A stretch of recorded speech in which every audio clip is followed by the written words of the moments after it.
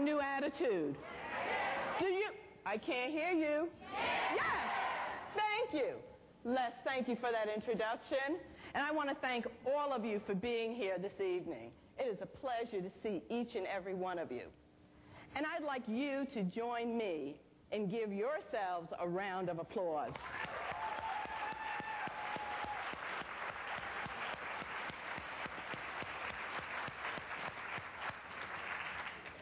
How many of you would like to be more successful than you are right now? Can I see a show of hands? Great. That looks like it's almost the entire audience. And that's good, because that's what I'm going to be talking about, ways that we can reach a higher level of success. And to make it easy to understand once you leave here, I want you to think of the word success. And it has 3 S's. And those 3 S's represent keys that we can use to become more successful. The first S, self-talk. The second S, support. The third S, serious commitment. Let's take a look at it. I would like you to turn to the person to the right and to the left and say, success can be yours. Success can be yours. Success can be yours. Now, I'd like you to point to yourself and say in an enthusiastic, loud voice, as loud as you can say it, I want you to say, success can be mine. Success can be mine. Whoa! Love it. Many times, teachers, family, and friends tell us that we can be a success. Many times, coworkers, managers, and supervisors tell us that we can go a far way in life. And that's great. It's great to get those words of encouragement from others.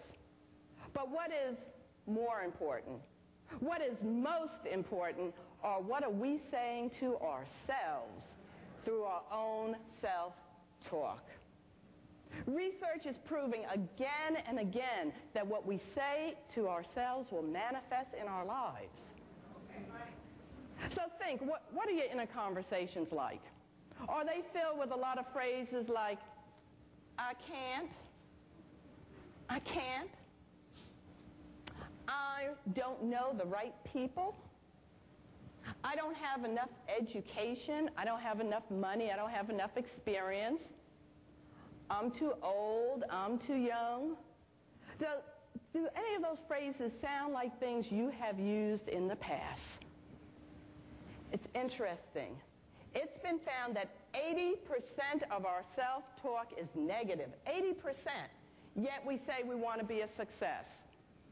For many of us, it's our own inner conversation that's holding us back. Imagine how your life could be if you got up every morning, looked in the mirror, and said, yes, I can.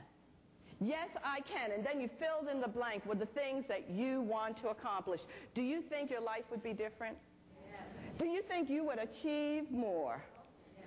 Research says you would. So the question is, are we talking ourselves into success or out of it? And we're going to come back to that question. Let's move on to the second point. The second point is support. Ladies and gentlemen, success is not a one-woman or one-man show. We cannot do it all by ourselves. Sometimes we need to get help from people just for the small things that are going to lead to us accomplishing our goals. Now, I don't know about you, but it took me a long time to understand that. I grew up, and my mother, who's in the audience with my sister, she raised me to be independent and to think things through for myself. But see, I took that information, I internalized it to say I should never ask for help. Big mistake. For 6 years, I went to college in the evening, so I was working full-time for Clairol. You know the hair color company, doesn't she? And on my last year of college, I was one of 8 students selected for a honors program. And I was thrilled. I was so excited until I found out that the class was going to meet on Wednesdays from 2 o'clock to 4 for 5 months. And I remember saying to my professor, Dr. Wiseman, I'm not going to be able to participate. See, I'm a secretary. I work till 5 o'clock every day. They will never, ever let me leave work to attend that class. And see, I hadn't even asked for help to make it happen. I just reached that conclusion on my own. Well, Dr. Wiseman, he spoke to me like I had lost my mind. I remember him saying, "Young lady, I selected you for this program. Who do I write to, the president?" Well, Dr. Wiseman, I mean, you can write to the vice president of my department. They are never going to let me do this. To make a long story short, he sent a letter to the vice president, who sent it to the president of my division, who wrote back a note saying, "Make arrangements for Donna to attend that class."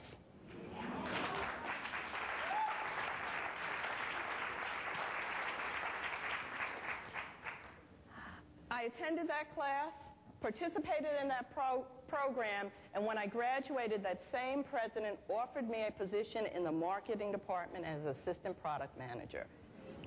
It was the biggest promotion I had ever received up to that point in my life. It was one of the most exciting positions I had. And years later, I realized that it was my participation in that class that led to me getting that promotion. When I think back on that amazing experience, I realize if it was up to me, it would have never happened. It would have never happened because I was not willing to ask for help. Someone else, my professor, Dr. Wiseman, he had to ask for me. And when I sit down and think about that, it makes me realize how often have I, probably all of you, have missed out on opportunities, missed out on a blessing because we were afraid to ask for the help we wanted. So why don't we ask for help? Fear. Can anyone relate to that? Fear. Fear of hearing no. Fear of people thinking of us as being incompetent. And we embrace those fears. But ladies and gentlemen, instead of embracing those fears, I think we need to embrace the belief that asking for help shows that we believe in our dreams. It shows despite the obstacles, despite the things that are holding us back, despite the difficulties, despite everything going on, we believe in our dreams. So we need to ask for help. Let's look at the last one, serious commitment. As we are moving forward in our lives, pursuing our goals and our dreams, at some point, we need to ask ourselves a question. Are we taking it seriously, or are we just trying it out? What is the it? That's our aspirations, the dreams, the things we really want to achieve in life. And trying it out, that's what we do when we're not serious.